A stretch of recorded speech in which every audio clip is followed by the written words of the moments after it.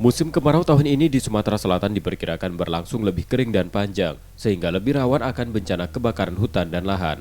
Unsur Satgas Udara berperan penting dalam penanggulangan karhutla.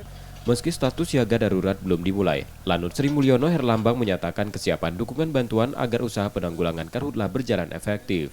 Dukungan Satgas Udara tersebut antara lain armada pesawat untuk operator teknologi modifikasi cuaca, serta manajemen pengelolaan pesawat agar operasi patroli maupun pemadaman berlangsung tepat sasaran.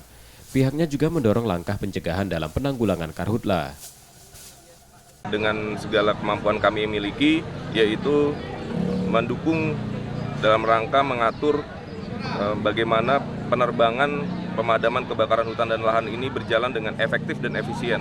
Dikarenakan luasnya wilayah Provinsi Sumatera Selatan, oleh karena itu kami harus nantinya apabila di BKO-kan pesawat-pesawat dari BNPB kepada pemerintah Provinsi Sumatera Selatan, dan kami akan melaksanakan manajemen pengelolaan pesawat pemadaman kebakaran hutan dan lahan ini supaya tepat sasaran. BMKG memperkirakan musim kemarau tahun ini berlangsung lebih kering dan panjang.